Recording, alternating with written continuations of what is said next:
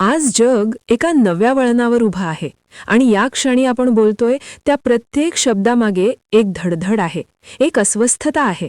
कारण मध्यपूर्वेत उसळलेला संघर्ष आता फक्त 2 देशांपुरता मर्यादित राहिलेला नाही, तर त्याचे पडसाद संपूर्ण जगभर उमटू लागले आहेत. अमेरिका, इस्रायल आणि इराण यांच्यातील वाढता तणाव, हवाई हल्ले, ड्रोन हल्ल्यांच्या बातम्या, तेलाच्या किमतीतील चढउतार, जागतिक बाजारपेठेतील घसरण आणि त्याचबरोबर सामान्य नागरिकांच्या चेहऱ्यावर दिसणारी चिंता, हे सगळं चित्र आजच्या घडीला अधिक गंभीर बनवत आहे. आणि मित्रांनो, तुम्ही पाहत आहात आनंद महारात्रातला, जिथे आपण केवळ बातमी सांगत नाही, तर त्या बातमीमागचं वास्तव, त्यामागची मानवी वेदना आणि त्याचे दूरगामी परिणाम समजून घेण्याचा प्रयत्न करतो. कारण युद्ध कधीच फक्त रणांगणावर लढलं जात नाही, ते घराघरात पोहोचतं, बाजारात पोहोचतं, विद्यार्थ्यांच्या स्वप्नांमध्ये पोहोचतं, परदेशात काम करणाऱ्या मराठी माणसांच्या काळजाला भिडतं. आणि म्हणूनच आज आपण या संपूर्ण घडामोडींकडे एका वेगळ्या नजरेने पाहणार आहोत. या संघर्षाची सुरुवात नेमकी कशी झाली, कोणत्या हल्ल्यांनी परिस्थिती अधिक चिघळली, कोणत्या देशांनी उघडपणे समर्थन दिलं आणि कोणते देश अजूनही सावध भूमिका घेत आहेत. अमेरिका आपली लष्करी ताकद वाढवत असल्याच्या बातम्या समोर येत आहेत, तर इस्रायलने आपल्या सुरक्षेसाठी कठोर पावले उचलल्याचे सांगितले आहे. दुसरीकडे इराणकडूनही प्रत्युत्तरात्मक कारवाया सुरू असल्याचं चित्र दिसतंय. आणि या सर्व घडामोडींच्या दरम्यान सामान्य नागरिकांच्या मनात एकच प्रश्न आहे: पुढे काय होणार? कारण प्रत्येक वेळी जेव्हा सायरन वाजतो, तेव्हा एखाद्या आईचं हृदय धडधडतं, एखादा सैनिक सीमारेषेवर उभा राहून आपल्या कुटुंबाची आठवण काढतो, एखादा कामगार परदेशात अडकून पडलेला असतो आणि त्याला आपल्या गावची आठवण येते. महाराष्ट्रातील अनेक कुटुंबांचे सदस्य मध्यपूर्वेत काम करत आहेत आणि त्यामुळे या संघर्षाचा थेट परिणाम आपल्या घरांवरही होऊ शकतो. विमानसेवा बदलल्या जात आहेत, काही उड्डाणे रद्द झाली आहेत, तेलाच्या किमती वाढण्याची शक्यता व्यक्त केली जात आहे आणि त्याचा परिणाम आपल्या दैनंदिन जीवनावर कसा होऊ शकतो याची चर्चा सुरू झाली आहे. शेअर बाजारातील अस्थिरता गुंतवणूकदारांना चिंतेत टाकते आहे, उद्योग जगत सावध भूमिका घेत आहे आणि राजकीय पातळीवरही विविध प्रतिक्रिया उमटताना दिसत आहेत. भारत सरकार परिस्थितीवर लक्ष ठेवून आहे आणि परदेशात अडकलेल्या नागरिकांसाठी मदत यंत्रणा सज्ज ठेवली आहे, अशी माहिती समोर येते आहे. पण या सगळ्यात सर्वात महत्त्वाचा मुद्दा म्हणजे मानवी आयुष्याची किंमत. कारण कोणत्याही युद्धात शेवटी जखमी होतो तो सामान्य माणूस, त्याची स्वप्न, त्याचं भविष्य, त्याची मुलं. आणि म्हणूनच या संघर्षाच्या प्रत्येक टप्प्याकडे आपण शांतपणे आणि जबाबदारीने पाहणं गरजेचं आहे. आनंद महारात्रातला या आपल्या YouTube परिवारात आपण आज या युद्धाच्या पार्श्वभूमीवर जागतिक राजकारण, आर्थिक परिणाम, तेल बाजार, भारताची भूमिका, महाराष्ट्रातील कुटुंबांची चिंता, परदेशात काम करणाऱ्या तरुणांची स्थिती आणि पुढील काही दिवसात काय घडू शकतं याचा सखोल आढावा घेणार आहोत. कारण माहिती असणं म्हणजे सजग असणं आणि सजग समाजच भविष्यासाठी तयार असतो. या संपूर्ण संघर्षामागे केवळ सीमावाद नाही, तर भूराजकीय स्वार्थ, सामरिक रणनीती, आण्विक कार्यक्रमांबाबतचे आरोप प्रत्यारोप आणि प्रादेशिक वर्चस्वाची स्पर्धा दडलेली आहे. आणि त्यामुळेच परिस्थिती अधिक गुंतागुंतीची बनली आहे. संयुक्त राष्ट्रांसारख्या आंतरराष्ट्रीय संस्थांकडून शांततेचं आवाहन केलं जात आहे, पण प्रत्यक्ष रणांगणावर गोळीबार सुरूच असल्याचं चित्र आहे. जागतिक महासत्तांच्या हालचालींवर सर्वांचं लक्ष आहे, कारण एखादा चुकीचा निर्णय परिस्थिती आणखी भडकवू शकतो. त्याचवेळी सोशल मीडियावर विविध दावे प्रतिदावे व्हायरल होत आहेत आणि त्यामुळे सामान्य नागरिकांमध्ये संभ्रमाचं वातावरण निर्माण झालं आहे. अशावेळी अधिकृत आणि विश्वसनीय माहितीकडे लक्ष देणं अत्यंत आवश्यक आहे. महाराष्ट्रातील युवक जे स्पर्धा परीक्षांची तयारी करत आहेत, त्यांनाही या घडामोडी समजून घेणं गरजेचं आहे. कारण जागतिक राजकारणाचा प्रभाव स्थानिक अर्थव्यवस्थेवर पडतो. पेट्रोल डिझेलचे दर वाढले तर वाहतूक खर्च वाढतो, महागाई वाढते आणि त्याचा परिणाम थेट सामान्य कुटुंबांच्या बजेटवर होतो. त्यामुळे हे युद्ध दूर कुठेतरी सुरू असलं तरी त्याचे पडसाद आपल्या दारात येऊ शकतात. म्हणूनच या प्रत्येक पैलूचं शांतपणे उलगडणार आहोत.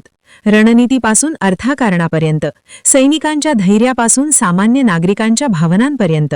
आणि या सगळ्या प्रवासात आपण लक्षात ठेवूया की शेवटी जगाला हवी आहे ती शांतता. कारण युद्ध कधीच अंतिम उपाय नसतो, तर तो अनेक प्रश्नांची सुरुवात असतो.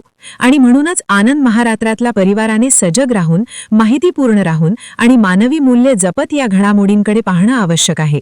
या संघर्षाच्या पहिल्या टप्प्यानंतर आता परिस्थिती अधिक संवेदनशील वळणावर आली आहे आणि जगभरातील राजकीय विश्लेषक पुढील हालचालींकडे बारकाईने लक्ष ठेवून आहेत.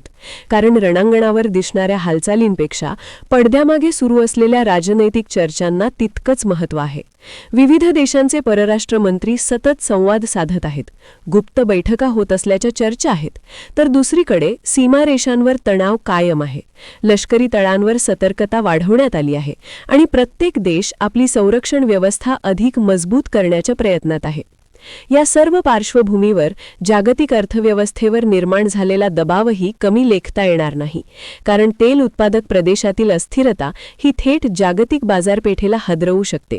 कच्च्या तेलाच्या किमतींमध्ये होणारे चढउतार आयात करणाऱ्या देशांसाठी मोठं आव्हान ठरतात आणि भारतासारख्या देशात त्याचा परिणाम इंधन दर, वाहतूक खर्च, शेती उत्पादन खर्च आणि शेवटी सर्वसामान्यांच्या भरगुती खर्चावर दिसून येऊ शकतो. महाराष्ट्रातील शेतकरी आधीच हवामानाच्या अनिश्चिततेशी झुंज देत असताना खतं, डिझेल आणि वाहतूक खर्च वाढल्यास त्यांची अडचण अधिक वाढू शकते. उद्योग क्षेत्रात निर्यात आयात साखळी विस्कळीत होण्याची शक्यता निर्माण होते आणि लघु उद्योगांनाही त्याचा फटका बसू शकतो. त्याचवेळी परदेशात काम करणाऱ्या मराठी बांधवांच्या कुटुंबांमध्ये चिंतेचं वातावरण आहे. कारण प्रत्येक फोन कॉल, प्रत्येक मेसेज त्यांच्या सुरक्षिततेची खात्री देतो किंवा कधीकधी काळजी वाढवतो. काही देशांनी आपल्या नागरिकांना तातडीने सुरक्षित स्थळी हलवण्याचे निर्णय घेतले आहेत, तर काही ठिकाणी विमानसेवा मर्यादित करण्यात आल्या आहेत. या सर्व हालचालींमुळे जागतिक पातळीवर असुरक्षिततेची भावना वाढत आहे. सोशल मीडियावर सतत व्हिडिओ, फोटो आणि दावे समोर येत आहेत, पण त्यातील किती माहिती खरी आणि किती दिशाभूल करणारी आहे याचा विचार करणं तितकंच गरजेचं आहे. कारण अफवा ही देखील एक प्रकारची अस्थिरता निर्माण करते. युद्ध केवळ गोळ्या आणि बॉम्बपुरतं मर्यादित नसतं, तर माहितीचं युद्धही तितकंच प्रभावी असतं. त्यामुळे प्रत्येक नागरिकाने सजग राहणं आवश्यक आहे. या संघर्षामागील भूराजकीय समीकरणं समजून घेताना आपण लक्षात घेतलं पाहिजे की मध्य पूर्वेतील प्रत्येक हालचाल जागतिक महासत्तांच्या धोरणांशी जोडलेली असते. सामरिक तळ, समुद्री मार्ग, तेल वाहतूक मार्ग आणि प्रादेशिक प्रभाव यासाठीची स्पर्धा या सगळ्याचा एक भाग आहे. भारताने नेहमीच संतुलित आणि शांततेचा मार्ग स्वीकारला आहे आणि दोन्ही बाजूंशी संवाद ठेवण्याची भूमिका घेतली आहे. कारण भारतासाठी सर्वात महत्त्वाचं आहे ते आपल्या नागरिकांचं संरक्षण आणि आर्थिक स्थैर्य. महाराष्ट्रातील तरुण पिढी जी परदेशात शिक्षण आणि रोजगाराच्या संधी शोधते आहे, तिच्यासाठीही जागतिक परिस्थितीचा परिणाम मोठा ठरू शकतो. व्हिसा नियम, प्रवास निर्बंध आणि रोजगार बाजारातील बदल यांचा विचार करावा लागेल. या सगळ्या घडामोडींमध्ये मानवी मूल्यांचा प्रश्न सर्वात वरचा आहे. कारण जेव्हा एखाद्या शहरावर हल्ला होतो तेव्हा ते फक्त एक बातमी राहत नाही, तर त्या शहरातील प्रत्येक कुटुंबासाठी तो एक जिव्हाळ्याचा प्रश्न बनतो. शाळा बंद होतात, रुग्णालयांवर ताण वाढतो, लहान मुलांच्या मनात भीती निर्माण होते आणि भविष्याबद्दल अनिश्चितता वाढते. म्हणूनच जगभरातून शांततेचे आवाहन केले जात आहे.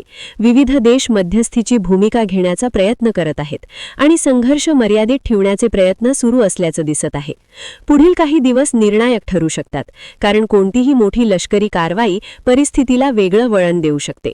आनंद महाराष्ट्रातला या आपल्या परिवारात आपण या प्रत्येक घडामोडीवर लक्ष ठेवणार आहोत आणि मानवी दृष्टिकोनातून त्याचा विचार करणार आहोत. कारण शेवटी युद्ध संपलं तरी जखमा राहतात आणि त्या जखमा भरायला वेळ लागतो. म्हणूनच माहितीपूर्ण राहणं, शांत राहणं आणि परिस्थितीकडे व्यापक दृष्टीने पाहणं हीच आजची गरज आहे. आणि या सगळ्या अस्थिरतेच्या काळात आपण एकमेकांशी जोडलेले राहूया. कारण जग कितीही मोठं असलं तरी मानवी भावना आपल्याला एकत्र बांधून ठेवतात. अशाच माहितीपूर्ण व्हिडिओसाठी आपल्या चॅनल सबस्क्राईब करा.